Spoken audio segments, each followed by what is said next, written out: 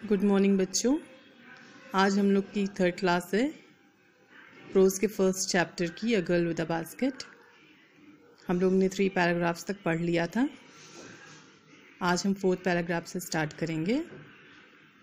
अभी तक आपने पढ़ा कि कैसे विलियम सी डगलस ने अपनी यात्रा न्यू दिल्ली से शुरू की और उन्होंने क्या क्या देखा। उन्होंने सब डिस्कस किया है कि उन्होंने क्या क्या चीज़ें रास्ते में देखी। अब उसके बाद हम 4th पैराग्राफ से देखेंगे कि उनका एक्सपीरियंस क्या था। अब वो आगे क्या बता रहे हैं। At one station, my routine of talking with the people was interrupted. As soon as I alighted, a group of young children gathered around me. जैसा कि आपने पहले देखा होगा कि विलियम सी डगलस ने कहा था कि वो हर स्टेशन पे उतरा करते थे और लोगों से बात किया करते थे। तो वही वो कह रहे हैं कि एक स्टेशन पे उनका रूटीन यानी जो उनका सिलसिला था लोगों से बात करने का, वो इंटरप्ट हुआ यानी बाधित हुआ। एज सून एज आई अलाइटेड यानी उतरे। जब वो ट्रेन से जैसे ही उतरे हैं, a group of young children gathered around me. वो कह रहे हैं कि छोटे बच्चों का समूह उनके आसपास इकट्ठा हो गया। They were selling baskets, hand woven reed baskets with simple designs and patterns. वो बच्चे क्या कर रहे थे? बच्चे टोकरियां बेच रहे थे। कैसे टोकरियां थी? वो हैंड वूवन, हैंडमेड, हाथ की बनी हुई, read baskets with simple designs and patterns. गांव में जैसे आपने टोकरियां देखी होंगी सिंपल पैटर्न या डिजाइन की, वैसी टोकरियां भी उन बच्चों ने ले रखी थी। They held the baskets high, shouting their wares. I did not know, but conveying unmistakably their desire. वो बच्चे बास्केट को ऊपर की तरफ उठा रहे थे जैसे कि वो मेरी रिच में आ जाए, और अपनी शाउटिंग देयर वेयर्स यानी उनके सामान, यानी उनके अपनी टोकरी के बारे में बोल रहे थे। आई डिड नॉट नो, मुझे नहीं पता था, मुझे नहीं समझ में, मतलब मुझे नहीं पता उनकी लैंग्वेज क्या थी, मतलब उनकी लैंग्वेज मुझे समझ में नहीं आई। लेकिन इतना ज़रूर था कि मुझे ये पता था कि वो क्या कन्वे कर रहे हैं, यानी क्या बताना चाह रहे हैं।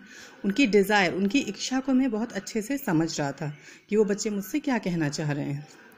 These were refugee children. When partition between India and Pakistan was decreed, hundreds of thousands of people pulled up their roots and changed their residences. ये बच्चे कौन थे? ये रिफ्यूजी यानी शरणार्थी बच्चे थे। ये शरणार्थी बच्चे कौन थे? When partition between India यानी इंडिया एंड पाकिस्तान के बीच में जब पार्टीशन हुआ था, आप जानते होंगे कि भारत जब आज़ाद हुआ उसके बाद भारत 2 भाग में बट गया, और एक इंडिया एक पाकिस्तान। और जब इन लोगों का बंटवारा डिक्रीड यानी डिक्लेयर हुआ, उस समय लाखों लोगों ने पुल्ड अप देयर रूट्स यानी अपनी जड़ों को खो दिया, यानी जो उनके घर थे, उनकी खेती बाड़ी सब उनकी छूट गई। And they change their residences, उन्हें अपना घर छोड़ना पड़ा। 9 million people left Pakistan and came to India, driven by the fear of religious fanaticism. लगभग 9 मिलियन लोग ने पाकिस्तान छोड़ा और इंडिया आए। किस डर से? Driven by fear of religious fanaticism. Religious fanaticism यानी धार्मिक उन्माद के डर से कि कहीं कोई प्रॉब्लम ना हो जाए, जैसे हिंदू मुस्लिम राइट्स होते हैं, ऐसे कुछ ना हो जाए, इस डर की वजह से इतने लोग पाकिस्तान छोड़ के इंडिया आए। They were poor people to start with. They were poorer as they began their long trek, for all they could carry was a bit of food and a few belongings. ये गरीब लोग थे और इतने गरीब थे कि इन्होंने जब अपनी लॉन्ग ट्रैक यानी लंबी यात्रा जब शुरू की, तो उनके पास जो था वो बिट ऑफ फूड यानी थोड़ा बहुत खाने को, एंड अ फ्यू बिलोंगिंग्स, और कुछ अपनी ज़रूरत के सामान थे। Soon they were out of food, बहुत जल्दी उनका खाना ख़त्म हो गया। A few days after they started they began to fall by the way side from the weakness of hunger and died where they fell. और क्या, जैसे जैसे उनकी यात्रा बीतने लगी, जैसे दिन गुजरने लगे, जब उनका खाना भी ख़त्म हो गया, तो क्या हुआ? वो कमज़ोरी से या भूख से ही रास्ते में गिरने लगे, और जहाँ गिरे वहीं उनकी डेथ हो गई।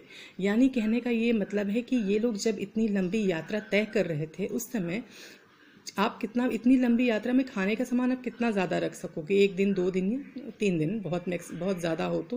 और उसके अलावा खाने का जब सामान उनके पास ख़त्म होने लगा, तो ये सब भूख से तड़पने लगे, परेशान होने लगे। और इतनी लंबी यात्रा भी तय करना इतना ज़्यादा मतलब टायरिंग हो जाता है।